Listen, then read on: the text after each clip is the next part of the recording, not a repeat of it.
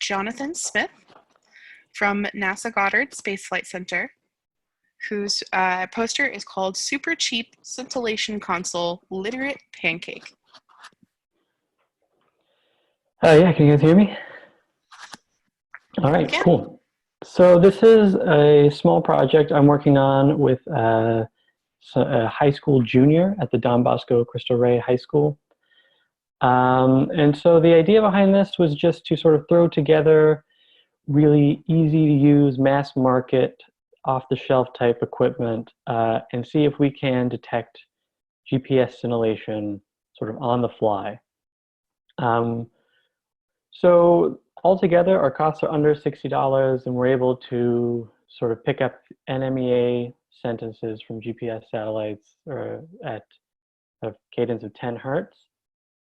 I'm not really sure. I'm hoping that maybe HamSCI could use this. It might be nice if you really needed a low-cost way to sort of field whether or not you've got scintillation in the direction of your signal.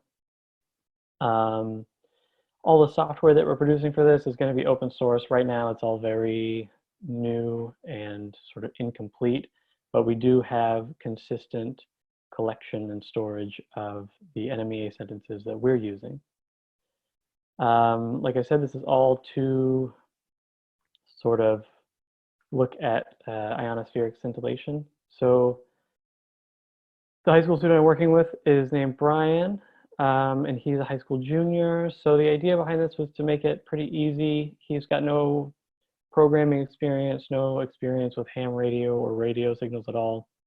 So the idea of working with him is to design this project from the ground up for someone with no previous experience and try to make it as fun as possible. So this project is basically a continuation of another project called PyScint by Fabiano Rodriguez and another scientist named Moraes. And they put together a similar apparatus for about $100. And they were capable of detecting scintillation in a useful way. The capabilities, at least on the data sheet for these, for the equipment we're using and the equipment they're using, are nearly identical. So we're hoping that we can get sort of the same type of performance. So yeah, we're doing it about half the cost, and we're hoping we don't get only half the capability at this point. So we know that the ionospheric irregularities are going to sort of disrupt and decimate our signals. And we're hoping that this can, in real time, not necessarily with ultra accurate timestamps, but in real time detect where you have ionospheric scintillation relative to your sort of personal space weather station. The initial project is using a pretty common, although not necessarily the best index, this S4 amplitude scintillation index. Just because at this point it's common and it has a pretty easy implementation. We're using the signal to noise ratio from the NMEA codes or the NMEA sentences as a proxy for the signal intensity, and then we're using that to calculate this S4 index. So the basic signal chain that we've got here is we're taking GNSS satellites, specifically GPS, because that's the only one we can get 10 hertz on. It's being picked up by a GT-U7 GPS chip, and then that's going to a Raspberry Pi 0, and then that's the data that's being collected there is being run through some pretty simple data selection routines just to pick out the sentences we want. And then that's going to be run into another project, which is called PyScint, using Python to calculate not just the S4, but also we'll be using other irregularity indices, such as the DIX index. And then that will all be sort of automatically, or at least the code will be there to automatically upload to public and open access data repositories. A quick look at the sort of math we're using. For this S4 index, it's basically uses, so we're using just the signal to noise ratio as an approximate intensity. And then we're looking at the ratio of the variance of that to the average values on a sort of a rolling window. And basically just looking at the variance of the intensity to find scintillation. All of that is being hooked into a larger sort of package called the PySat toolkit. And so this will be an extension of that, sort of a side project.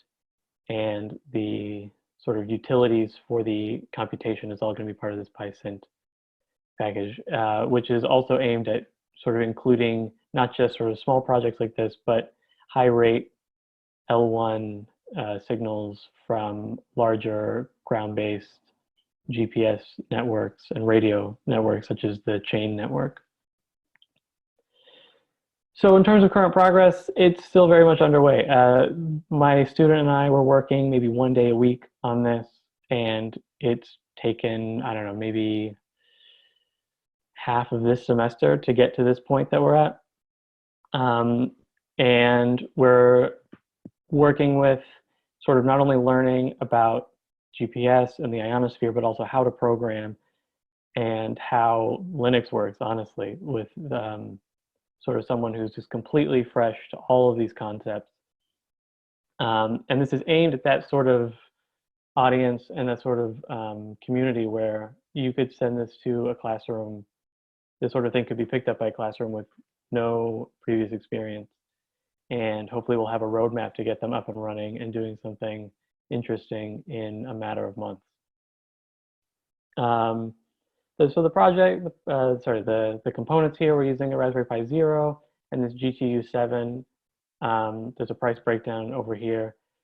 This GTU7 chip is sort of a clone of the uBlox Neo 7 GPS chip, which is a pretty low cost device. None of this is ultra accurate for clocks. You couldn't use it for like nanosecond type synchronization, but for just having an eye on scintillation in your environment, I think this could be a nice, cheap console to have next to any other system.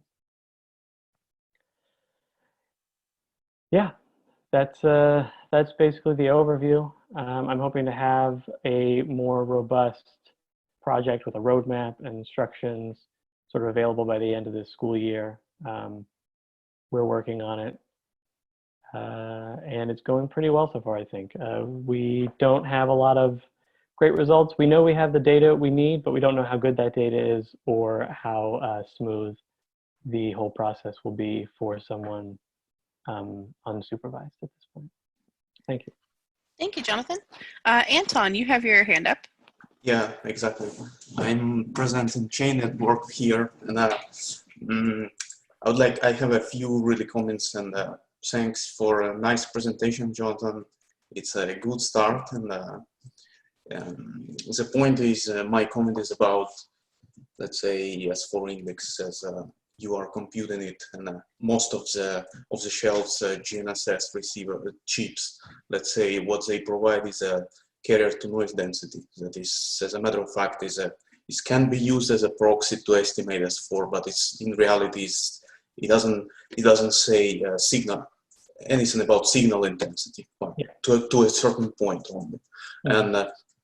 And according to climatology of scintillation we see over the globe, they are present mostly in low latitudes and high latitudes. And when it comes to amplitude scintillation, in high latitudes, climatology is saying they're really rare, and it's really difficult to see them, and especially with this proxy that is based on C and 0. And what we actually have to do is to use a scientific grade receiver that is providing information about IQ from a tracking loop. That's how we compute S4 in high latitudes. Mm-hmm. That's the only, unfortunately, way of doing that. And some of the new Well, anyway, having said that, it's really a good project way to start from, and our recommendation can be for you is to look for dual frequency GNSS chips that are, for example, as you are using u-blocks, a u-blocks F9P now is available at a cost of 150. Of course, it's not. It's one order of magnitude more than what you are using at the moment. But still, on top of having better quality, well, it will still be CN0. So S4 is something unreachable for at least for high latitudes. But for low latitudes, you can use it. And on top of that, you have TAC with a good quality TAC is comparable to a scientific grade GNSS receiver. And that is of a big help. And my presentation yesterday was showing that what type of science we can do having dense GNSS networks, providing TAC measurements.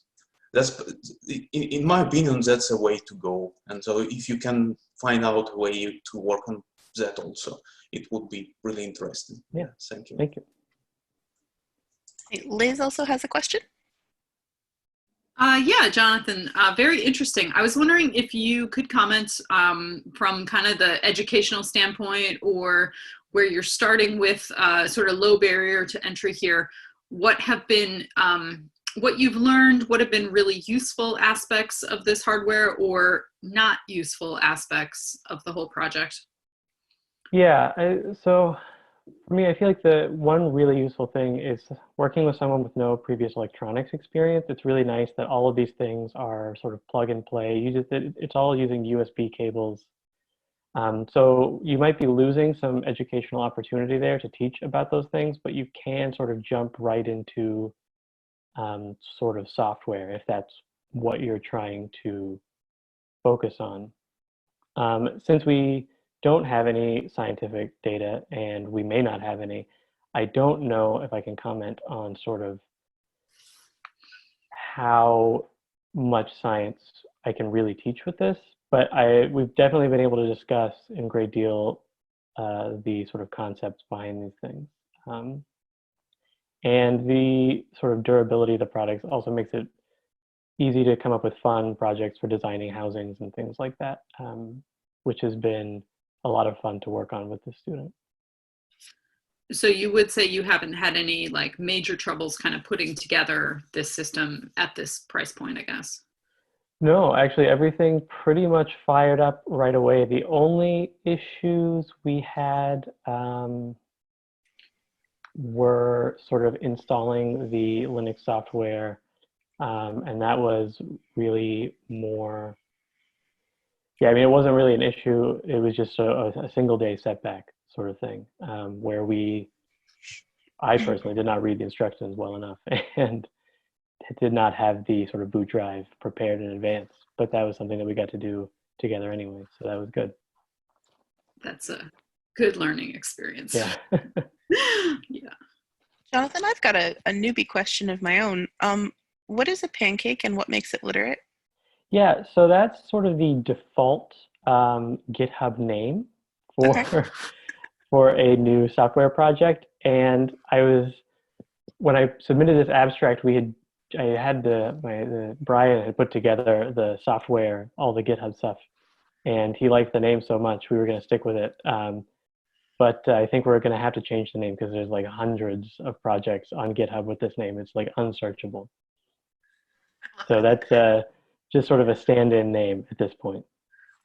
Wonderful, thank you. I've been wondering about that all week. Anybody else have any questions for Jonathan? We have about 3 minutes. Yeah, Jonathan, what's your wish list for a better GPS receiver?